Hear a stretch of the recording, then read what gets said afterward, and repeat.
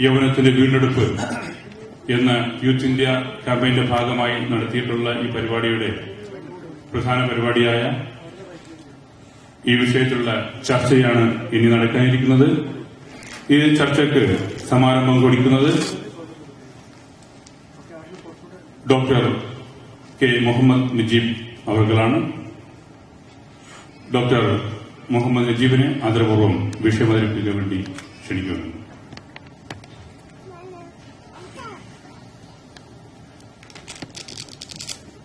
ബിസ്മില്ലാഹിർ അൽഹംദുലില്ലാഹി റബ്ബിൽ ആലമീൻ വസ്സലാത്തു വസ്സലാമു അലാ റസൂലിൽ അമീൻ വഅലാ ആലിഹി വസഹ്ബിഹി അജ്മഈൻ. ആദരണീയനായ അധ്യക്ഷൻ ഫസൽ, അതേപോലെ ഈ പരിപാടിയിലെ മുഖ്യ അതിഥികളൊരാളായ ജമാൽ ആലുവായി അവർകളെ, ഈ പരിപാടിയുടെ ഉദ്ഘാടനം നിർവഹിച്ച വമി പ്രതിനിധി ബ്രദർ ഇക്രിമ, വേദിയിലുള്ള വ്യത്യസ്ത സംഘടനകളെ പ്രതിനിധീകരിക്കുന്ന ജനാബ് അബൂബക്കർ, മുഹമ്മദ് ഷിഹാബ്, ഷരീഫ്, റഷീദ്, സിദ്ദീഖ്, റഫീഖ്, അതേപോലെ തന്നെ ഈ വേദിയിൽ ആദരമേറ്റുവാങ്ങിയ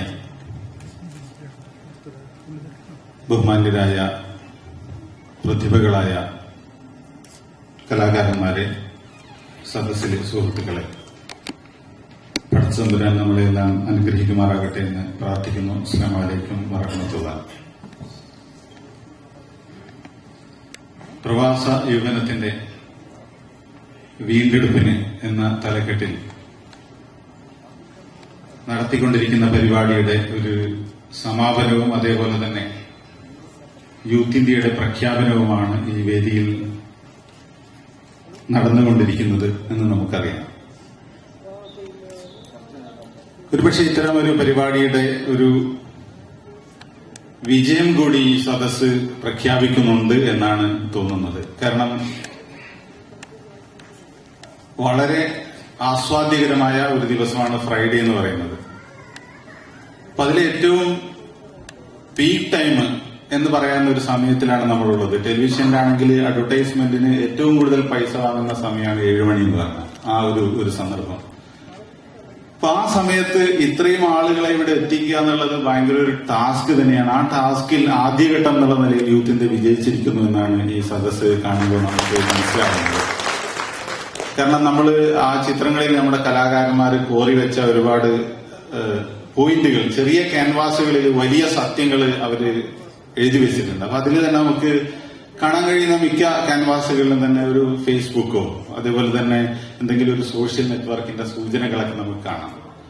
അപ്പൊ ഇതിൽ നിന്നോട്ട് അടന്നു വരണമെങ്കിൽ, ഒരു യുവാവ് ഇതിൽ നിന്ന് അടർന്ന് ഒരു സദസ്സിലേക്ക്, ഗൗരവപ്പെട്ട ഒരു സദസ്സിലേക്ക് വരണമെങ്കിൽ ചില്ലറ കാര്യമില്ല. നമ്മൾ സാധാരണ പറയാറുണ്ട് ചെവിട്ടില് ഉറുമ്പ് കടന്ന പോലെ എന്ന് പറയാറുണ്ട്. കാരണം ചെവിട്ടില് ഉറുമ്പ് കടന്നു കഴിഞ്ഞാൽ ആ മനുഷ്യനെ സംബന്ധിച്ചിടത്തോളം ഭയങ്കര വേവലാതിയും വെപ്രാളവും ഒക്കെ ആയിരിക്കും. പുറത്തുനിന്ന് കാണുന്ന ആൾക്കൊന്നും മനസ്സിലാവുകയില്ല. ഈ അവസ്ഥയാണ് ഫേസ്ബുക്കിൽ ഇരിക്കുന്ന ഒരു യുവാവിനെ സംബന്ധിച്ചിടത്തോളം ഉണ്ടാവുക. അവൻ വിചാരിക്കുന്നത് ലോകത്തിലെ മിക്കവാറും എല്ലാ പ്രശ്നങ്ങളിലും അയാൾ ഇടപെട്ടുകൊണ്ടിരിക്കുകയാണ്. അയാൾ ഈ നിമിഷം ഫ്രാൻസിലാണെങ്കിൽ അടുത്ത നിമിഷം പെട്ടിപ്പാലത്തെ മാലിന്യ സമരത്തിലായിരിക്കും, അടുത്ത നിമിഷം ഗംഭീരമായി പ്ലാച്ചിമടയിലായിരിക്കും. അപ്പൊ ഇയാളാകെ വിചാരിക്കുന്നത് ലോകത്തിലെ മിക്കവാറും പ്രശ്നങ്ങളിൽ ഞാൻ സജീവമായി പങ്കുവഹിച്ചുകൊണ്ടിരിക്കുകയാണെന്നാണ്. അപ്പൊ ഏകദേശം 3 മണിക്കൂർ കഴിഞ്ഞിട്ട് ഭാര്യയുമായി തല്ലുകൂടി എണീക്കുമ്പോ അയാൾ സ്വയം ചോദിക്കേണ്ട ഒരു ചോദ്യമുണ്ട്: ഈ ഘോരവനത്തിൽ കാടെവിടെ എന്ന് ചോദിക്കേണ്ട ഒരു ഗതികേട്ടിലേക്കാണ് അയാൾക്ക് എത്തിപ്പെട്ടത്. ഇപ്പൊ ഈ ഒരു അവസ്ഥയിൽ നിന്ന് മാറി പിന്നെ ഇത്രയും ആളുകൾ സംഘടിച്ചു, അവർ കാര്യങ്ങളെ ഗൗരവപൂർവ്വം കാണുന്നു എന്നത് വളരെ വലിയൊരു പോസിറ്റീവായ സംഗതിയാണ്. എപ്പോഴും പിന്നെ വൈകി വരുന്നവരെ കുറിച്ചുള്ള പഴി മുഴുവൻ കേൾക്കാൻ വിധിക്കപ്പെടാറ് നേരത്തെ വന്ന ആളുകളാണല്ലോ. ഇതേപോലെ ഈ സദസ്സിൽ വന്ന ആളുകളായിരിക്കും മിക്കവാറും യുവാക്കളെ കുറിച്ചുള്ള മിക്ക കംപ്ലൈന്റ് കേൾക്കാനും സഹിക്കാനും വിധിക്കപ്പെട്ടവർ എന്നതിൽ നമുക്ക് ദുഃഖമുണ്ടെങ്കിൽ കൂടി നമ്മുടെ ചുറ്റുമുള്ള ലോകത്തെക്കുറിച്ച് ചർച്ച ചെയ്യുമ്പോൾ സ്വാഭാവികമായും അങ്ങനെ സംഭവിക്കും. ഞാൻ പിന്നെ ഇവര് മുൻ സോളിഡാരിറ്റി എന്നൊക്കെ പറഞ്ഞെങ്കിലും നിങ്ങളെപ്പോലെ പിന്നെ നിസ്സഹായനായ ഒരു പ്രവാസി തന്നെയാണ് ഞാൻ ഇപ്പോഴത്തെ അവസ്ഥയിലുള്ളത്. 3 മാസമായി ശക്ര യൂണിവേഴ്സിറ്റിയിൽ ജോലി ചെയ്തുകൊണ്ടിരിക്കുകയാണ്, റിയാദിനടുത്ത്. ഞാൻ ഇങ്ങോട്ട് വരുന്ന സമയത്ത് ഡോക്ടർ ഔസാഫ് എന്ന് പറഞ്ഞിട്ട് ഒരു ഡെന്റൽ കോളേജ് പ്രൊഫസറുണ്ട്. പിന്നെ അദ്ദേഹം എഴുത്തുകാരനും ചിന്തകനൊക്കെയാണ്. അപ്പൊ അദ്ദേഹത്തോട് യാത്ര പറയുമ്പോൾ അദ്ദേഹം ഒരു കഥ എന്നെ ഓർമ്മിപ്പിച്ചു. ചിലപ്പോൾ നിങ്ങൾ കേട്ടിട്ടുണ്ടാവും, എന്നാലും ഞാൻ ഒന്നുകൂടി പറയാം. പ്രവാസികള് മനസ്സിൽ കോറിയിടേണ്ട ഒരു കഥയായതുകൊണ്ട് ഞാൻ ഒന്നുകൂടി പറയാം. അദ്ദേഹം പറഞ്ഞു, പണ്ട് സിംഹത്തിന് ഒരിക്കല് ഗൾഫ് പോകണമെന്നൊരു ഭയങ്കര ആഗ്രഹം വന്നു. അപ്പൊ കാരണം സിംഹം കേട്ടിട്ടുണ്ട്, ഗൾഫ് എന്ന് പറഞ്ഞ ഒരു സുവർണ ലോകമാണ് എന്ന ഒരു കാഴ്ചപ്പാട് എങ്ങനെയോ നമ്മളെ പോലെ സിംഹത്തിന് കിട്ടിയിട്ടുണ്ടായിരുന്നു. അപ്പൊ സിംഹം അങ്ങനെ ഒരു വിസയൊക്കെ ഒപ്പിച്ചു എങ്ങനെയോ ഗൾഫിലേക്ക് വിമാനം കയറുക. അപ്പൊ സിംഹം വന്ന് ഇറങ്ങി, നല്ല സ്വീകരണമൊക്കെ ആയിരുന്നു. നല്ല സ്വർണ്ണക്കൂടാണ് കൊടുത്തത്. സുവർണ്ണക്കൂട് ആദ്യമായി സിംഹത്തിന് കിട്ടുകയാണ് അതൊക്കെ. പക്ഷെ രാവിലെ ഭക്ഷണം കൊടുത്തപ്പോ ജ്യൂസ്, കുറച്ച് ഫ്രൂട്ട്സ് ഇതൊക്കെയാണ് കൊടുത്തത്.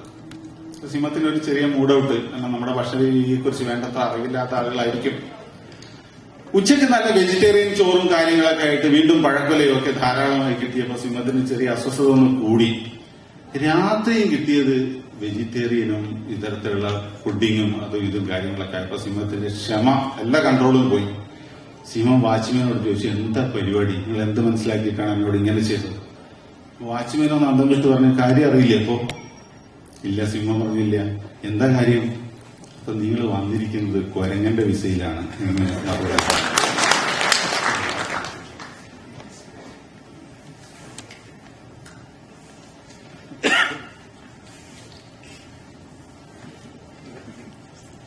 അപ്പൊ ഞാൻ പറഞ്ഞത്, ഞാനിങ്ങനെ ആലോചിച്ച് എന്തിനാണ് അയാൾ എന്നോട് ഇത് പറഞ്ഞിട്ടുണ്ടാവുക ഈ കഥ?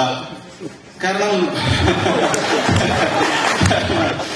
അപ്പൊ എനിക്ക് തോന്നി, ഞാൻ അവിടെ ചെയ്തുകൊണ്ടിരുന്ന ജോലിയെക്കാളും ഒരു പടി താണ ജോലിയിലാണ്. ഇവിടെ കേവലം അധ്യാപകനാണ്, അവിടെ കുറച്ചും കൂടെ ഉത്തരവാദിത്തമുള്ള ആളായിരുന്നു ഒരു കോളേജിന്റെ. അതുകൊണ്ടായിരിക്കും ഇത് പറഞ്ഞത് എന്ന് ആദ്യം വിചാരിച്ചു. പക്ഷെ പിന്നെ എനിക്ക് മനസ്സിലായി, ഞാൻ ഇവിടെ വരുന്നത് ഒരു വൈസ് ചാൻസലർ ആയിട്ടാണെങ്കിൽ പോലും കൊരങ്ങന്റെ വിസയിലാണ് എന്റെ ജീവിതം എന്നതാണ് ഏതൊരു പ്രവാസിയും തിരിച്ചറിഞ്ഞേണ്ട ഒരു സത്യം എന്ന് പറയുന്നത്. നമ്മൾ എത്ര വലിയ ജോലിയാണെങ്കിലും, എഞ്ചിനീയറോ ഡോക്ടറോ ഇനി ഇവിടുത്തെ വല്ല കലക്ടറോ ഗവർണറോ അതൊക്കെ ഉണ്ടെങ്കിൽ കൂട്ടിക്കോ, ഏതൊക്കെയാണെങ്കിലും നമുക്ക് നഷ്ടപ്പെട്ടുകൊണ്ടിരിക്കുന്നത് വലിയൊരു ലോകമാണ്.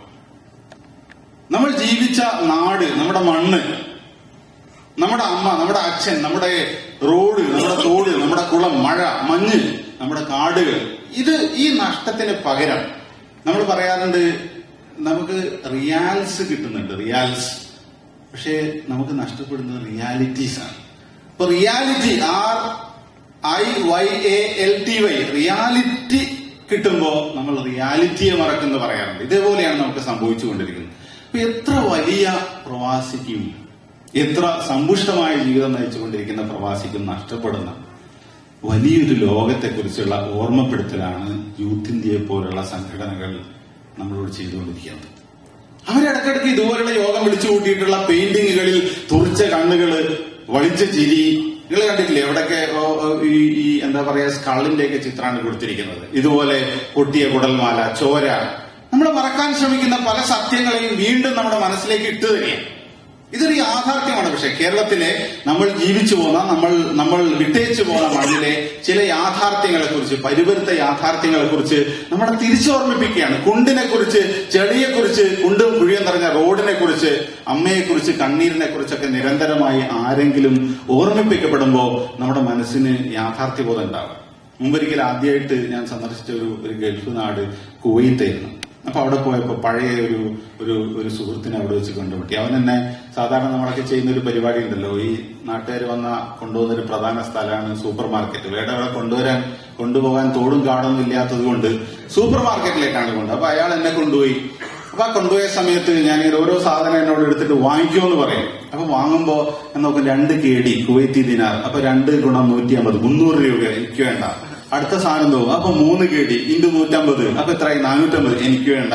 അപ്പൊ ഇങ്ങനെ പറഞ്ഞു തുടങ്ങിയപ്പോ ഓരോന്നിനെയും ഞാനിങ്ങനെ ഗുണിച്ച് രൂപയിലാക്കാൻ തുടങ്ങിയപ്പോ ആ സുഹൃത്ത് പറഞ്ഞു, ഇത് ആദ്യകാലത്ത് ഗൾഫിൽ വരുന്ന എല്ലാവരും ഈ പണിയാണ് ചെയ്യുക. ഗുണിച്ച് ഇങ്ങനെ സമയം പോകും.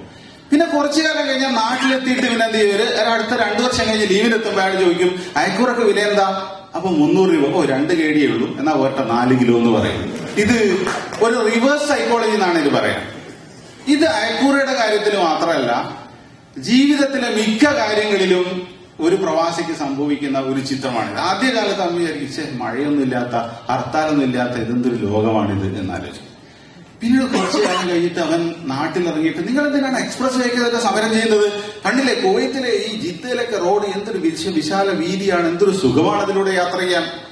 ഇത്തരം നേരെ തിരിച്ച് അങ്ങോട്ടേക്ക് മാറ്റാൻ തുടങ്ങും. ആദ്യകാലത്ത് അവിടുത്തെ അസ്വസ്ഥതകളായിരുന്നെങ്കിൽ പിന്നീട് നമ്മുടെ മനസ്സിൽ നിറഞ്ഞു വരുന്നത് അവിടുത്തെ പോരായ്മകളാണ്. നമ്മൾ താരതമ്യം ചെയ്യുന്നത് സിംഗപ്പൂരുമായും ജിദ്ദയുമായും റിയാദുമായും ദോഹയുമായും ഒക്കെ നാടിനെ താരതമ്യം ചെയ്തുകൊണ്ട് ആ പോരായ്മയെ കുറ്റപ്പെടുത്തുന്ന ഒരു റിവേഴ്സ് സൈക്കോളജിയിലേക്ക് നമ്മുടെ മനസ്സ് മാറുകയാണ്. ഇത് യഥാർത്ഥത്തിൽ സംഭവിക്കാൻ പാടില്ലാത്ത ഒരു വസ്തുതയാണ്. ഇതോടുകൂടി നമ്മൾ അനുഭവിച്ചുകൊണ്ടിരിക്കുന്ന ലോകം വലിയൊരു ലോകമായിട്ട് നമുക്ക് തോന്നുകയാണ്, അല്ലെങ്കിൽ നമ്മുടെ മനസ്സിലേക്ക് അത്തരത്തിലുള്ള ഒരു ചിന്താഗതി വരികയാണ്. ഖുർആനിൽ ഒരു പദപ്രയോഗം നമുക്ക് കാണാൻ സാധിക്കുന്നുണ്ട്, യാ അയ്യുഹൽ മുസമ്മിൽ. അതുപോലെ തന്നെ യാ അയ്യുഹൽ മുദ്ദസിർ, മൂടിപ്പതച്ച് ഉറങ്ങുന്നവനെ നീ എണീറ്റിട്ട് മുന്നറിയിപ്പ് കൊടുക്കേ. ഖുംഫ അന്തിർ, നീ എണീറ്റിട്ട് മുന്നറിയിപ്പ് കൊടുക്കേ. മറ്റൊരു സ്ഥലത്ത് എണീറ്റിട്ട് ദൈവത്തെ ധ്യാനിക്കുക, നിസ്കരിക്കുക. ഈ വാക്കുകൾ രണ്ടും മൂടിപ്പൊതച്ച് ഉറങ്ങുന്നവനെന്ന്. ആ വാക്ക് ചിലപ്പോൾ നമുക്ക് തോന്നും ഗൾഫിൽ ജീവിച്ചുകൊണ്ടിരിക്കുന്ന ആളുകളെ വിളിച്ചിട്ടാണോ ഖുർആൻ പറയുന്നത്. കാരണം നമ്മുടെ ജീവിതത്തെ ഏറ്റവും കൂടുതൽ സ്വാധീനിക്കുന്ന ഒരു സാധനം ആ നരിപ്പതപ്പാണ്. എന്താ ആ കറുത്ത ഒരു കരിമ്പട പതപ്പാണ്. ജീവിതത്തിൽ വല്ല ഒഴിവും കിട്ടിയിട്ടുണ്ടെങ്കിൽ നമ്മൾ സ്വപ്നം കാണുന്നത് തന്നെ മര്യാദയ്ക്കൊന്ന് കിടന്നുറങ്ങണം എന്നാണ്. ഇത് കേൾക്കുമ്പോൾ നമുക്ക് തോന്നും, സത്യം പറഞ്ഞാൽ കഴിഞ്ഞ 2 ദിവസമായിട്ട് എനിക്ക് ഉറക്കം മിസ്സായിട്ടുണ്ട്, മക്ക മദീനയിലൂടെയൊക്കെ യാത്ര ചെയ്തപ്പോഴും ഉറക്കം മിസ്സായിട്ടുണ്ട്. ഇങ്ങനെ കഴിഞ്ഞ കാലങ്ങളായിട്ട് കുറെ നാളായിട്ട് ഉറങ്ങിയില്ലാത്തൊരു മനുഷ്യന്റെ സ്വപ്നമാണോ ഇത് എന്നൊക്കെ നമുക്ക് തോന്നുമെങ്കിലും തലേദിവസവും അയാൾ കൂർക്കം വലിച്ചുറങ്ങിയിട്ടുണ്ടാവും. ഇതൊരു സ്പെഷ്യൽ ഉറക്കമാണ്, അത്രയേ ഉള്ളൂ. ഇന്ന് വെള്ളിയാഴ്ച ആയതുകൊണ്ട് വ്യാഴാഴ്ച ആയതുകൊണ്ട് ഒരു സ്പെഷ്യൽ ഉറക്കം എന്നത് മാത്രമാണ്. അത് ഉറക്കം സ്വപ്നം കാണുന്ന ഹിറ്റ്ലർ തടവിൽ ഇട്ട ഒരുപാട് മനുഷ്യർ പിന്നീട് പുറത്തിറങ്ങുമ്പോൾ അവരുടെ സ്വപ്നങ്ങളിലും ചിന്തകളിലുമൊക്കെ ഭക്ഷണമായിരുന്നു നിറഞ്ഞുന്നത് എന്നെവിടെയോ വായിച്ചിട്ടുണ്ട്. ഇതുപോലെ ഉറക്കം തന്നെ സ്വയം ഒരു സ്വപ്നമായി മാറുന്ന ഒരു അവസ്ഥയിലേക്ക് ഒരു മനുഷ്യൻ മാറുമ്പോൾ അവനെ യാ അയ്യുഹൽ മുസമ്മിൽ നമ്മൾ വീണ്ടും വിളിക്കേണ്ടി വരും, ഒന്ന് തട്ടി ഉണർത്തേണ്ടി വരും. അതാണ് യൂത്ത് ഇന്ത്യയെ പോലുള്ള ഈ സംഘടനകൾ ചെയ്തുകൊണ്ടിരിക്കുന്നത് എന്നാണ് ഞാൻ മനസ്സിലാക്കുന്നത്. കാരണം നമുക്കെന്നെ അറിയാം, സമയം പരിമിതമാണ്. അപ്പൊ നമ്മൾക്ക് തന്നെ അറിയാം, 2010 കേരളത്തിൽ ഒരു യൂത്ത് ഫോറം നടന്നിരുന്നു. അന്നത്തെ മുഖ്യമന്ത്രി അച്യുതാനന്ദനായിരുന്നു. അദ്ദേഹത്തിന്റെ അധ്യക്ഷതയിലാണ് കേരള യൂത്ത് ഫോറം നടന്നത്. അന്ന് ഏറെക്കുറെ കേരളത്തിലെ എല്ലാ സംഘടനകളുടെയും പ്രതിനിധികൾ ആ യോഗത്തിലുണ്ടായിരുന്നു. DYFI, അതുപോലെ തന്നെ യൂത്ത് കോൺഗ്രസ്, സോളിഡാരിറ്റി, പിന്നെ BJPയുടെ യുവസംഘടന, ഇത്തരത്തിലുള്ള എല്ലാ ആളുകളുടെയും പ്രതിനിധികൾ ആ സദസ്സിലുണ്ടായിരുന്നു. അന്ന് മുഖ്യമന്ത്രി ആ സദസ്സിനെ അഭിമുഖീകരിച്ചിട്ട് പറഞ്ഞു, കേരളത്തിലെ യുവാക്കൾ മദ്യത്തിന് അടിമകളായിട്ട് നശിച്ചുകൊണ്ടിരിക്കുകയാണ്, മദ്യത്തിന് മയക്കുമരുന്നിന്. എന്നിട്ട് അദ്ദേഹം പറഞ്ഞു, അവർ രാവിലെ കുളിച്ചൊരുങ്ങി മുഖത്ത് പൗഡർ ഇട്ടിട്ട് പുറത്തേക്ക് പോകുന്നത് ഏതെങ്കിലും ലോട്ടറി കടകൾക്ക് മുമ്പിൽ ക്യൂ നിൽക്കാൻ.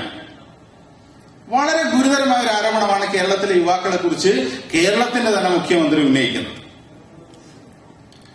ആ സദസ്സിൽ ഈ പറയുന്ന കേരളത്തിൽ പ്രവർത്തിച്ചുകൊണ്ടിരിക്കുന്ന യുവാക്കളെ പ്രതിനിധാനം ചെയ്തുകൊണ്ടിരിക്കുന്ന മുഴുവൻ ആളുകളും നിരന്നിരുന്നിട്ടും ഒരൊറ്റ കുട്ടി പോലും എണീറ്റ് നിന്നിട്ട് മുഖ്യമന്ത്രി താങ്കൾ കേരളത്തിലെ യുവാക്കളെ കുറിച്ച് പറഞ്ഞത് കളവാണ്, അല്ലെങ്കിൽ താങ്കൾ കേരളത്തിലെ യുവാക്കളെ അപമാനിച്ചിരിക്കുന്നു എന്നവിടെ ഒരു ശബ്ദവും ഉയർന്നില്ല. നിശബ്ദമായിട്ട് അതിനു മുന്നിൽ കേൾവിക്കാരായിരുന്ന യുവ നേതാക്കന്മാർ അത് അംഗീകരിക്കുകയായിരുന്നു ചെയ്തത് എന്ന് നമുക്ക് കാണാം. നിങ്ങൾ ഭാഗ്യവാന്മാരാണ്, കാരണം ഇവിടെ കള്ളും ലോട്ടറിയും ചൂതാട്ടവും ഒന്നും ഇല്ലല്ലോ, എല്ലാം ഹറാമാണ്. ദൈവത്തിന് നന്ദി. പക്ഷെ കേരളത്തിലെ അവസ്ഥ അതല്ല. കേരളത്തിൽ കണക്കുകൾ പറയുന്നത് റവന്യൂ ബോർഡിന്റെ കണക്കുകൾ അനുസരിച്ച് തന്നെ കേരളത്തിലെ ഒരു ശരാശരി കുടിയൻ മദ്യപാനം തുടങ്ങുന്ന പ്രായം ഒരു 10 വർഷം മുമ്പ് 24 വയസ്സായിരുന്നുവെങ്കിൽ ഇന്നത് 13 വയസ്സാണ്. 13 വയസ്സെന്ന് പറഞ്ഞാൽ രാവിലെ നമ്മുടെ ഭാര്യമാർ, അമ്മമാർ കുളിച്ചൊരുക്കി സ്കൂളിലേക്ക് അയക്കുന്ന 8ാം ക്ലാസ്സുകാരൻ, അതാണ് 13 വയസ്സ്. അവൻ തിരിച്ചു വരുമ്പോ ബാഗിൽ നല്ല ഈ പ്ലാസ്റ്റിക് ബോട്ടിലിന് പകരം ഗ്ലാസിന്റെ ബോട്ടിൽ തന്നെ കണ്ടാൽ നിങ്ങൾ ഞെട്ടേണ്ടതില്ല എന്ന് ആരാ പറയുന്നത്? കേരളത്തിന്റെ ഔദ്യോഗിക കണക്കാണ്, റവന്യൂ ബോർഡിന്റെ. ഇന്ത്യയിലെ ഒരു ശരാശരി കുടിയൻ ഒരു സെഷനിൽ 5.8 ലിറ്റർ അകത്താക്കുമ്പോൾ കേരളത്തിലെ ഒരു ശരാശരി കുടിയൻ 8.3 ലിറ്ററാണ് അകത്താക്കുന്നത് എന്നതും കണക്കാണ്. ഇത്തരമൊരു അവസ്ഥയിലാണ് കേരളത്തിലുള്ളത്. അപ്പൊ നമ്മൾ എന്താണ് യുവ സുഹൃത്തുക്കളിൽ നിന്ന് പ്രതീക്ഷിക്കുന്നത്? എന്താണ് യുവജന സംഘടനാ നേതാക്കളിൽ നിന്ന് പ്രതീക്ഷിക്കുന്നത്? ഒന്നുമില്ല, പരസ്യമായിട്ട് ഇതുപോലുള്ള വേദികളിൽ വെച്ച് സമൂഹത്തോട് അവർ പറയുവേണ്ടുള്ളൂ. സുഹൃത്തുക്കളെ, നിങ്ങളുടെ ജീവിതത്തെ നശിപ്പിച്ചുകൊണ്ടിരിക്കുന്ന, നിങ്ങളുടെ രാജ്യത്തിനെയും നാടിനെയും നശിപ്പിച്ചുകൊണ്ടിരിക്കുന്ന മദ്യം എന്ന വിപത്ത്, ഇതിനെതിരെ ഞങ്ങൾ ശക്തമായി പ്രതിഷേധിക്കുന്നു. ഞങ്ങളുടെ സംഘടനയിൽ ഒരു യുവാവ് പോലും ഈ ഒരു സംഭവത്തിന് അടിമയാവുകയില്ല. അടിമയാവുകയാണെങ്കിൽ അവനെ വെച്ചേക്കുകയില്ല എന്ന് ഞങ്ങൾ നിങ്ങൾക്ക് വാഗ്ദത്തം ചെയ്യുന്നുവെന്ന് പരസ്യമായിട്ട് അങ്ങോട്ട് പ്രഖ്യാപിക്കുകയാണെങ്കിൽ പ്രശ്നം നമ്മൾക്ക് ഏറെക്കുറെ അവസാനിച്ചിട്ട് വരുന്നു. പക്ഷെ വൈകുന്നേരം ഓവുചാലിൽ മുഖം കുത്തി വീണ് കിടക്കുന്ന ഒരു യുവാവിനെ പതിയെ പൊക്കിയെടുത്തിട്ട് മുഖത്തേക്ക് ടോർച്ചടിച്ച് നോക്കിയാൽ മിക്കവാറും ഏതെങ്കിലും യുവജന സംഘടനയുടെ ഭാരവാഹിയാവാനേ തരമുള്ളൂ. അതാണ് പ്രശ്നം. അപ്പൊ നമ്മൾ അവരോട് ചോദിക്കുകയാണെങ്കിലോ, ബഹുമാന്യരായ രാഷ്ട്രപിതാവ് മദ്യം മനുഷ്യന്റെ ശത്രുവാണെന്ന് പഠിപ്പിച്ചിട്ടില്ല എന്ന് ചോദിച്ചാലോ, അത് ശ്രീനാരായണ ഗുരു വേറെ പഠിപ്പിച്ചിട്ടുണ്ടല്ലോ, നിങ്ങളുടെ ശത്രുവിനെ സ്നേഹിക്കുക. അതാണ് നമ്മൾ ചെയ്തുകൊണ്ടിരിക്കുന്നത്. ഈ അർത്ഥത്തിലാണ് ഉത്ബുദ്ധ രാഷ്ട്രീയം മുന്നോട്ട് പോയിക്കൊണ്ടിരിക്കുന്നത്. എന്തിനേറെ പറയുന്നു, ഇന്ത്യ എന്ന് പറയുന്ന ഈ നാടിന് സ്വാതന്ത്ര്യം വാങ്ങിത്തന്ന രാഷ്ട്രപിതാവ് ഗാന്ധിജിയുടെ, അദ്ദേഹം ഗുജറാത്തിന്റെയും കലുഷിതമായ തെരുവോരങ്ങളിലൂടെ നടന്നു നീങ്ങിയ അദ്ദേഹത്തിന്റെ കാലിലിട്ടിരുന്ന മെതിയൽ, ഇന്ത്യയുടെ സ്വാതന്ത്ര്യത്തിന്റെ ഓരോ നിമിഷങ്ങളും എണ്ണി കണക്കാക്കിയ അദ്ദേഹത്തിന്റെ പ്രിയപ്പെട്ട വാച്ച്, ഇന്ത്യയുടെ ആത്മാവിലേക്ക് സൂക്ഷിച്ചു നോക്കിയ അദ്ദേഹത്തിന്റെ കണ്ണട എവിടെയുള്ളത്? ഇപ്പോൾ ആരുടെ കയ്യില? വിജയ് മല്യ എന്ന് പറയുന്ന ലോകത്തിലെ ഏറ്റവും വലിയ സ്പിരിറ്റ് കച്ചവടക്കാരന്റെ കയ്യിലാണ്. ഗാന്ധിജിയുടെ പ്രിയപ്പെട്ട ബിലോങ്ങിങ്സ് പോലും സംരക്ഷിക്കുവാൻ ഒരു രാജ്യത്തിന് സാധിച്ചിട്ടില്ലെങ്കിൽ അദ്ദേഹം പറഞ്ഞ മൂല്യങ്ങളെ സംരക്ഷിക്കുവാൻ പിന്നീട് കഴിയുമെന്ന് വിശ്വസിക്കുന്നത് തന്നെ അബദ്ധമാണ്. ഞാൻ പറഞ്ഞത് ഇതാണ്. അഥവാ രാത്രി വീട്ടിലേക്ക് നടന്നടക്കുന്ന പിതാവിന്റെ കാലടികൾ കേട്ടാൽ കട്ടിലിനടിയിലേക്ക് ഒളിക്കുന്ന മക്കളുള്ള നാടായിട്ട്, കുടിയനായ പിതാവിനെ എടുത്തൊരു യുവാവ് കുടിയനായ പിതാവിനെ വണ്ടി കയറ്റിയിട്ട് പച്ചയായിട്ട് കൊന്നളയും, അപമാനം സഹിക്കവയ്യ. ഈ ഒരു അവസ്ഥയിലേക്ക് നമ്മുടെ നാട് എത്തിയിട്ടില്ല. ഞാൻ ചോദിക്കുന്നത്, ഇവിടെ യുവജന സംഘടനാ നേതാക്കൾ നയം വ്യക്തമാക്കേണ്ടതില്ലേ മദ്യത്തോട്? അഥവാ അതിനെതിരായ സമരം നയിക്കുവാൻ എത്രത്തോളം ധാർമ്മികത തങ്ങളുടെ സംഘടനകളിൽ അവശേഷിക്കുന്നുവെന്ന് ജനങ്ങളോട് വ്യക്തമാക്കി കൊടുക്കേണ്ടത് അവരല്ലേ? തലയിൽ മുണ്ടിട്ടുകൊണ്ട് മദ്യപിക്കേണ്ടി വരരുത് എന്ന വിശാല സുന്ദരമായ ഒരു ലോകമാണോ അവർ സ്വപ്നം കണ്ടുകൊണ്ടിരിക്കുന്നത്? ഞാൻ മനസ്സിലാക്കുന്നു, യൂത്ത് ഇന്ത്യയെ പോലുള്ള സംഘടനകൾ ഏറ്റവും ഏറെ വ്യത്യസ്തമായി തീരുന്നത് അവിടെയാണ്. അവർക്ക് ഇതിനെക്കുറിച്ച് സംസാരിക്കാനുള്ള ധാർമ്മികതയുണ്ട്. ഞങ്ങളുടെ കൂട്ടത്തിൽ മദ്യപാനികൾ ഇല്ല എന്ന് പറയാനുള്ള, പ്രഖ്യാപിക്കാനുള്ള ആർജവമുണ്ട്. അങ്ങനെ ഒരു സമരത്തെ മുന്നോട്ട് നയിക്കാനാവുള്ളൂ. അഴിമതിക്കെതിരായിട്ട് നമുക്ക് ധാർമ്മികമായി സമരം ചെയ്യാനുള്ള അർഹത നേടണമെങ്കിൽ അഴിമതിക്കാർ ഞങ്ങളുടെ കൂട്ടത്തിൽ ഇല്ല എന്ന് വ്യക്തമാക്കാൻ നമുക്ക് സാധിക്കുമെങ്കിൽ മാത്രമേ അതുണ്ടാവുകയുള്ളൂ. ഏത് അധാർമികതക്കെതിരായിട്ടും നിലകൊള്ളുവാൻ ഉള്ള ആർജവം, ആ മൂല്യം എത്രമാത്രം അവർ ഉൾക്കൊണ്ടിരിക്കുന്നു എന്ന് വ്യക്തമാക്കുവാനുള്ള അവകാശം ഉണ്ടെങ്കിൽ മാത്രമേ അതിനുള്ള ധാർമ്മികത വന്നു ചേരുകയുള്ളൂ എന്നാണ് നമ്മൾ മനസ്സിലാക്കേണ്ടത്. ഞാൻ പറയുന്നത് ഈ തരത്തിലുള്ള ഒരു പോർമുഖം ഇനി നമ്മൾ ആലോചിച്ച് നോക്കുക. നമ്മൾ ജീവിച്ചുകൊണ്ടിരിക്കുന്ന പ്രവാസ യൗവനം നമ്മൾ തീർത്തുകൊണ്ടിരിക്കുന്ന നമ്മുടെ മണ്ണിനെ കുറിച്ച്, നമ്മുടെ റൂമുകളെ കുറിച്ച് നമുക്ക് ഈ അവകാശവാദം ഉന്നയിക്കാൻ സാധിക്കുമോ?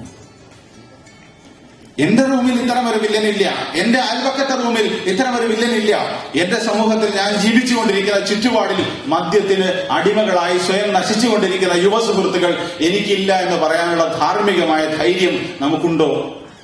അതില്ലെങ്കിൽ തീർച്ചയായിട്ടും ഒരു സമരത്തിൽ നമ്മൾ പങ്കുചേർന്നേ മതിയാവും. ആ സമരം ആർക്കെതിരെയുമുള്ള ഒരു സമരമല്ല, എന്നെയും എന്റെ സഹോദരനെയും, എന്നെയും എന്റെ സുഹൃത്തിനെയും ഇത്തരം ഒരു കൊടും വിപത്തിൽ നിന്ന്, ഇത്തരം 100,000 തിന്മകളിൽ നിന്ന്, മദ്യം മാത്രമല്ല ഞാൻ പറയുന്നത്, ബ്ലൂ ഫിലിം, നെറ്റ് എക്സ്പ്ലോഷൻ എന്ന് പറയുന്ന ഈ സംഗതി സംഭവിച്ചുകൊണ്ടിരിക്കുമ്പോൾ അതിന്റെ ഏറ്റവും വലിയ ഈ സാധാരണഗതിയിലെ മുസ്ലിം സുഹൃത്തുക്കൾ ബാത്റൂമിലേക്ക് കടക്കുമ്പോൾ, കക്കൂസിലേക്ക് കടക്കുമ്പോഴേക്ക് ഒരു പ്രാർത്ഥന ചെല്ലാറുണ്ട്. അല്ലാഹുമ്മ ഇന്നി അഊദു ബിക മിനൽ ഖുബ്സി വൽ ഖബായിസ്, ആൺ പെൺ പിശാചുക്കളിൽ നിന്ന് എന്നെ നീ കാക്കണമെന്നാണ് ആ പ്രാർത്ഥനയുടെ. യഥാർത്ഥത്തിൽ നമ്മൾ കമ്പ്യൂട്ടർ തുറക്കുമ്പോഴും അതേ പ്രാർത്ഥനയാണ് ചെല്ലേണ്ടത് എന്ന് എനിക്ക് തോന്നാറ്. അത്രയേറെ ഗുരുതരമായ മറ്റൊരു പാർശ്വവശം ഇതിനെ ഉപയോഗിക്കുന്നവരിൽ വലിയൊരു ശതമാനം എന്തിനു വേണ്ടി ഇത് ഉപയോഗപ്പെടുത്തുന്നു പറഞ്ഞാൽ ഇത്തരം അധാർമികതകൾക്ക് വേണ്ടി. ഇത് എന്നിലില്ല, എന്റെ റൂമിലില്ല എന്നുറപ്പുവരുത്താനുള്ള ബാധ്യത നമ്മൾക്കില്ലേ? ഇത്തരം തിന്മകൾക്കെതിരായി പുതിയൊരു പോർമുഖം തുറക്കാൻ യൂത്ത് ഇന്ത്യയെ പോലുള്ള സംഘടനകൾ മുന്നോട്ട് വരുമ്പോൾ തീർച്ചയായിട്ടും അത് നമ്മൾ സ്വാഗതം ചെയ്യേണ്ടതാണ് എന്നാണ് ഞാൻ മനസ്സിലാക്കുന്നത്. ഇതുപോലെ തന്നെ നമ്മുടെ നാട്ടിലെ സവിശേഷമായ അവസ്ഥകൾ, നമ്മൾ അവിടുന്ന് പോന്നു എന്നത് സത്യമാണ്. ഇവിടെയല്ല, നമ്മുടെ ചിന്താഗതികളിലെങ്കിലും നമ്മുടെ നാടിനെ കുറിച്ചുള്ള സ്വപ്നം ഉണ്ടാവേണ്ടതാണ്. എന്താണ് അതിന് സംഭവിച്ചുകൊണ്ടിരിക്കുന്നത്?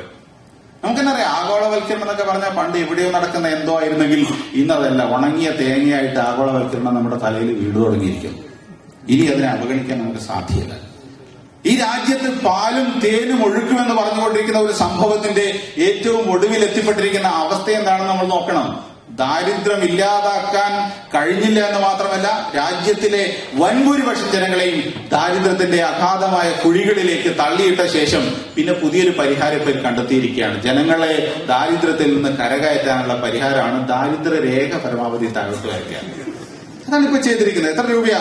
നഗരങ്ങളിൽ ജീവിക്കുന്ന ഒരാൾക്ക് 28 രൂപ 65 പൈസ വരുമാനം ഉണ്ടെങ്കിൽ അയാൾ ദാരിദ്ര്യരേഖയുടെ മേലെയാണ്. പുതിയ കണ്ടുപിടുത്താണ്. ഗ്രാമങ്ങളിലാണെങ്കിലോ 22 രൂപ 42 പൈസ. ഭാഗ്യവശാൽ നമുക്ക് സമാധാനിക്കാം, ഒരു മനുഷ്യനും ദാരിദ്ര്യരേഖക്ക് താഴെ ഉണ്ടാവില്ല. കാരണം 42 പൈസ അയാൾക്ക് കണ്ടിട്ടില്ലല്ലോ ഇവിടെ. ഭയങ്കര ബുദ്ധിമുട്ടാണ്. ഈ 42 പൈസയും 65 പൈസയൊക്കെ എവിടെ പോയിട്ട് ഇയാൾ ഉണ്ടാക്കും? ഇനി 5 പൈസയുടെ മഷീട്ട് നോക്കിയാൽ കാണും. വല്ല കോയിൻ കളക്ഷൻകാരന്റെ അടുത്തും പോയി ചോദിച്ചാൽ കിട്ടുമായിരിക്കാം. ഈ തരം കണക്കുകളും ഉടായ്പകളും ഇറക്കിയിട്ടാണ് ഒരു ഗവൺമെന്റ് രാജ്യത്തിലെ ജനങ്ങളോട് സംസാരിച്ചുകൊണ്ടിരിക്കുന്നത്. ഈ നാട്ടുകാരൻ അരി വാങ്ങാൻ ഗതികെട്ട് നടക്കുന്ന സന്ദർഭത്തിൽ ഇപ്പൊ വലിയ നമ്മൾ കേൾക്കുന്നുണ്ട്, ഓരോരുത്തർ സാർക്കോസി ഇന്ത്യയിൽ വന്നു, അല്ലെങ്കിൽ മറ്റേ യാങ്കി ഭീകരൻ വന്നു, അല്ലെങ്കിൽ UK പ്രസിഡന്റ് വന്നു. ഇവർക്കൊക്കെ ഒരു കാര്യം പറയാനുള്ളത്, നിസ്സാര കാര്യം. എന്താ പറയാനുള്ളത്? ദയവായിട്ട് നമ്മുടെ നാട്ടിൽ കുറച്ച് കച്ചവടക്കാരുണ്ട്, അവരുടെ പേരെന്താണ്? വാൾമാർട്ട് എന്നാണ്, മറ്റവന്റെ പേരെന്താണ്? ടെസ്കോ എന്നാണ്, പിന്നെ മറ്റവന്റെ പേരെന്താണ്? കെയർ ഫോർ ആണ്. ഇവർക്ക് നിങ്ങളുടെ നാട്ടിൽ കച്ചവടം ചെയ്യാനുള്ള കുറച്ച് ഏർപ്പാടുകളൊക്കെ ചെയ്തു കൊടുക്കണം എന്ന് പണ്ട് നമ്മുടെ ചേരമാൻ പെരുമാൾ രാജാവ് അറബികളെ കുറിച്ച് സാമൂതിരിക്ക് കത്തെഴുതിയ പോലെ ഇവർക്കൊക്കെ ചോദിക്കാനുള്ളത് ഗവർമാർക്ക്. ആരാണ് ഈ വാൾമാർട്ട്? ലോകത്ത് മുമ്പ് മൊബൈൽ എന്ന് പറയുന്ന കമ്പനിയായിരുന്നു ലോകത്തിലെ ഏറ്റവും വലിയ പണക്കാരൻ. ഇന്ന് വാൾമാർട്ടാണ് ലോകത്തിലെ ഏറ്റവും വലിയ പണക്കാരൻ. എങ്ങനെയാണ് അയാൾ പണം ഉണ്ടാക്കുന്നത്? ചില്ലറ കച്ചവടം ചെയ്തിട്ട്.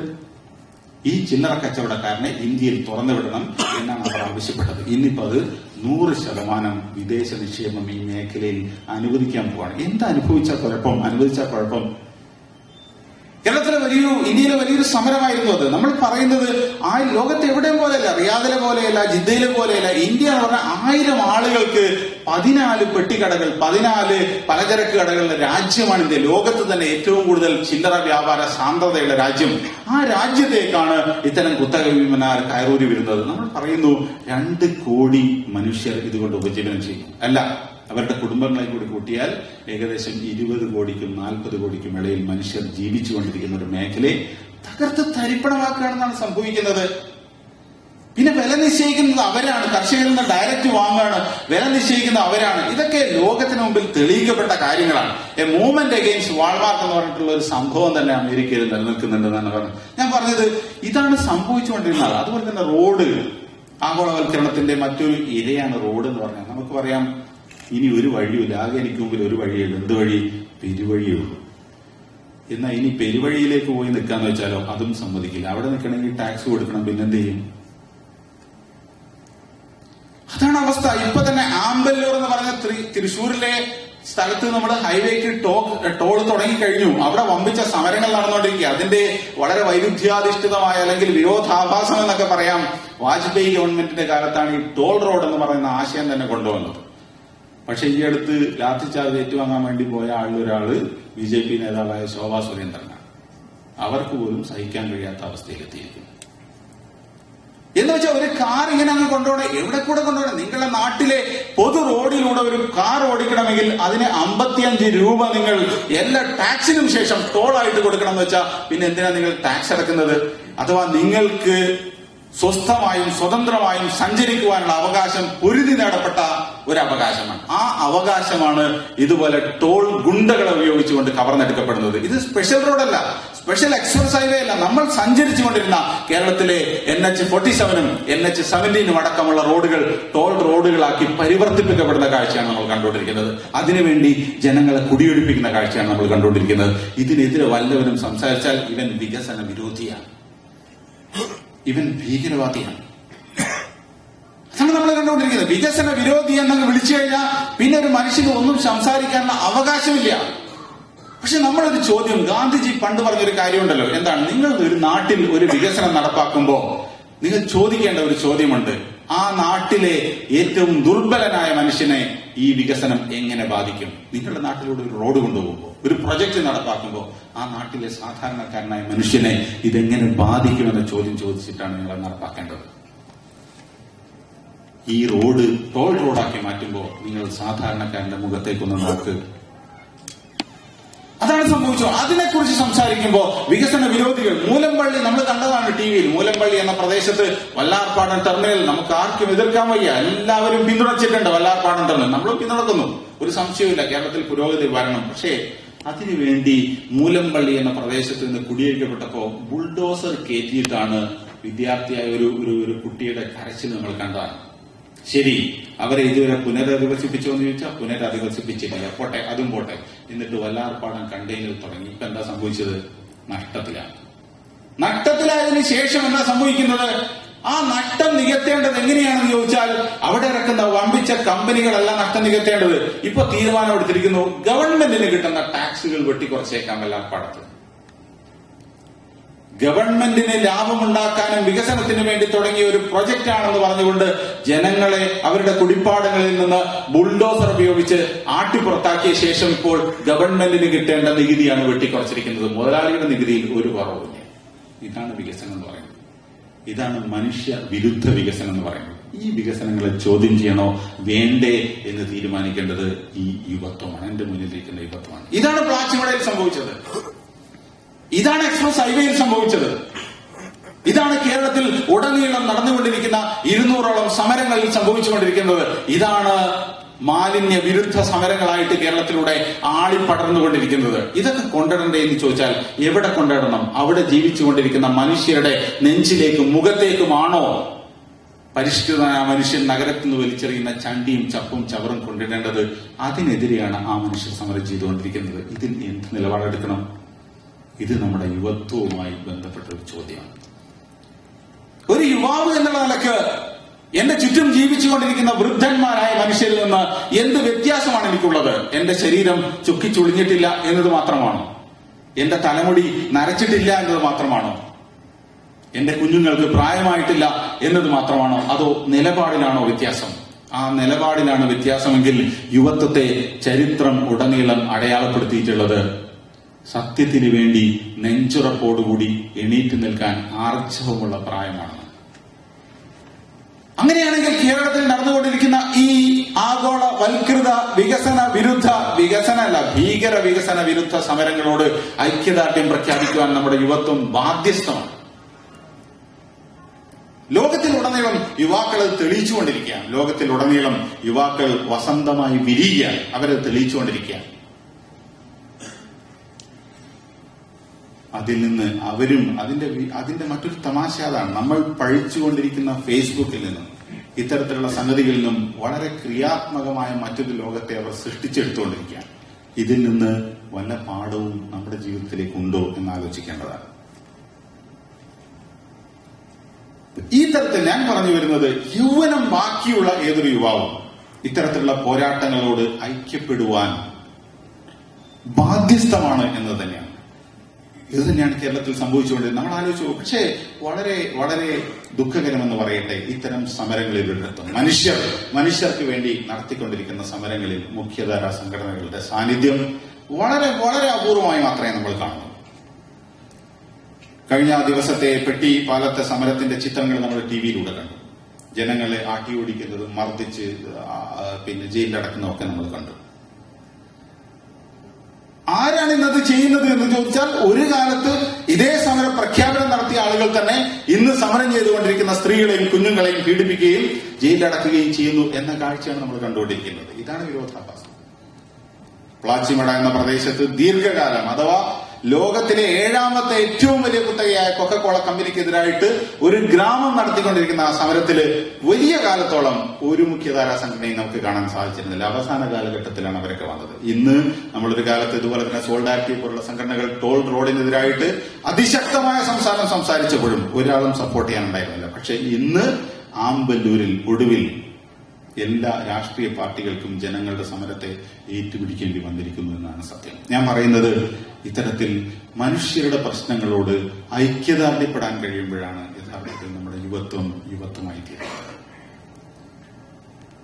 അസത്യവും അനീതിയും കൊടികുത്തി വാഴുന്ന ഘട്ടങ്ങളിൽ അതിനെ ചോദ്യം ചെയ്യാനുള്ള ആർജവം നമുക്കുണ്ടായിത്തീരുമ്പോഴാണ് നമ്മുടെ യുവത്വമായി തീരുന്നത്. കേരളത്തിൽ ഈ കഴിഞ്ഞ ദിവസങ്ങളിൽ നമ്മൾ കണ്ടതാണ് ഭീകര വേട്ട എന്ന് പറഞ്ഞുകൊണ്ട് ഇമെയിൽ വിവാദത്തിൽ അവസാനിച്ചു നിൽക്കുന്ന ഭീകര വേട്ടയുടെ വലിയൊരു ചെയിൻ ഉണ്ടായിരുന്നു. ആരാ വേട്ടയാടപ്പെട്ടത്? യുവാക്കളാണ് വേട്ടയാടപ്പെട്ടത്. ഇന്ത്യയിൽ ഉടനീളമുള്ള യുവാക്കളാണ് വേട്ടയാടപ്പെട്ടത്.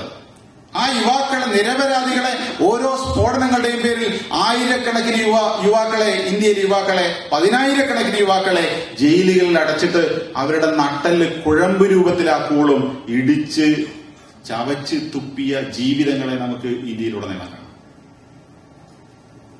ഇമെയിൽ വിവാദത്തിന് മുമ്പ് ലവ് ജിഹാദ് വിവാദങ്ങളുണ്ടായി, സ്ഫോടനങ്ങളുണ്ടായി. എന്ന് മാത്രമല്ല, ഇർഷാദ് അലി എന്ന് പറയുന്ന ഒരു ചെറുപ്പക്കാരൻ തിഹാർ ജയിലിൽ നിന്ന് പ്രധാനമന്ത്രിക്ക് അയച്ചൊരു കത്തുണ്ട്. ആ കത്ത് നമ്മൾ വായിക്കണം. എ റഷീദുദ്ദീൻ അദ്ദേഹത്തിന്റെ പുസ്തകത്തിൽ അത് കോട്ട് ചെയ്തിട്ടുണ്ട്. അദ്ദേഹം സ്വയം വിളിക്കുന്നത് തന്നെ, ഞാൻ ഇർഷാദ് അലി എന്ന ഭീകരനാണ്, ഞാൻ തിഹാർ ജയിലിൽ അടക്കപ്പെട്ടിരിക്കുന്നു, പക്ഷെ എനിക്ക് പ്രധാനമന്ത്രിയോട് ചിലത് പറയാനുണ്ടെന്ന് പറഞ്ഞിട്ടാണ് അയാൾ പറയുന്നത്. എന്നെ പോലെ ഒരുപാട് യുവാക്കൾ ഡൽഹിയിലെ പ്രാന്തപ്രദേശങ്ങളിൽ ഇങ്ങനെ രഹസ്യമായ അറകളിൽ അടക്കപ്പെട്ടിരിക്കുന്നു. അവർ നാളെ സ്ഫോടനങ്ങളിൽ പൊട്ടിത്തെറിക്കും. ഇത് ഐബിയുടെ തന്നെ, ഡൽഹി സ്പെഷ്യൽ പോലീസ് സെല്ലിന്റെ തന്നെ പ്രൊഡക്റ്റുകളായിട്ട്, അവരുടെ തന്നെ ഉൽപ്പന്നങ്ങളായിട്ട് അവർ നിയോഗിക്കുന്ന മുല്ലമാരാൽ ട്രെയിൻ ചെയ്യപ്പെട്ട ഭീകരർ തന്നെയാണ് ഇവരുടെ തന്നെ ഐബിയുടെ തന്നെ ഏജൻസികളാണ് നാളെ ഭീകരരായി പൊട്ടിത്തെറിക്കാൻ പോകുന്നത് എന്ന് പറഞ്ഞുകൊണ്ടുള്ള അദ്ദേഹത്തിന്റെ കത്തിന്റെ പരമായിട്ട് CBIയെ കൊണ്ട് ഐബിക്കെതിരായിട്ടുള്ള അന്വേഷണം നടത്തിപ്പിക്കുകയാണ്. ആരാണ് ഇരയായിത്തീരുന്നത്? യുവാക്കളാണ്. ആരാണ് കേരളത്തിൽ വേട്ടയാടപ്പെട്ടത്? യുവാക്കളാണ്. എന്ന് മാത്രമല്ല, കേരളത്തിലെ ഒരു മുഖ്യധാരാ സംഘടനയുടെ നേതാവിന്, യുവജന നേതാവിന് സ്വന്തം പാർട്ടി യോഗത്തിൽ അല്ലെങ്കിൽ പത്രസമ്മേളനത്തിൽ പൊട്ടിക്കരയേണ്ടി വരികയാണ്. എന്തിനാണ് പൊട്ടിക്കരയപ്പെടുന്നത്? എന്തിനു വേണ്ടിയാണ് അദ്ദേഹം പൊട്ടിക്കരഞ്ഞത്? അദ്ദേഹം പൊട്ടിക്കരഞ്ഞത് എന്നെ ഭീകരവാദി എന്ന് വിളിക്കുന്നു, ഭീകരവാദമുണ്ട്, ബന്ധമുണ്ട് എന്ന് ആരോപിക്കുന്നു എന്ന് പറഞ്ഞുകൊണ്ട് പൊട്ടിക്കരഞ്ഞത് പത്രങ്ങൾ റിപ്പോർട്ട് ചെയ്യാം. ഇത്രത്തോളം ഭീകരമായ ഒരു അവസ്ഥയിലേക്ക് യുവാക്കൾ ഒറ്റപ്പെടുത്തപ്പെടുകയും ഒറ്റുകൊടുക്കപ്പെടുകയും വേട്ടയാടപ്പെടുകയും ചെയ്തപ്പോ ഏത് സംഘടനയാണ് ധീരമായിട്ട് ഈ ഭീകരവേട്ടയ്ക്ക് ഞങ്ങൾ കൂട്ടില്ല എന്ന് പ്രഖ്യാപിച്ചത്? ഭീകരതയ്ക്ക് ഞങ്ങൾ എതിരാണ്, തീവ്രവാദത്തിന് ഞങ്ങൾക്കെതിരാണ്. പക്ഷേ തീവ്രവാദത്തിന്റെയും ഭീകരതയുടെയും പേരിൽ ഒരു സംഘം യുവാക്കളെ, നാട്ടിലെ നിരപരാധികളെ വേട്ടയാടുന്നതിന് ഞങ്ങൾ എതിരാണ്. ലവ് ജിഹാദ് എന്ന് പറയുന്ന ഈ പ്രചാരണത്തിന്റെ രഹസ്യങ്ങൾ അന്വേഷിക്കപ്പെടണം എന്നെങ്കിലും പറയാൻ ഏത് സംഘടനയാണ് മുന്നിലുണ്ടായത്? അതാണ് ഞാൻ പറഞ്ഞത്, അല്പം ധൈര്യം ആവശ്യമുണ്ട്.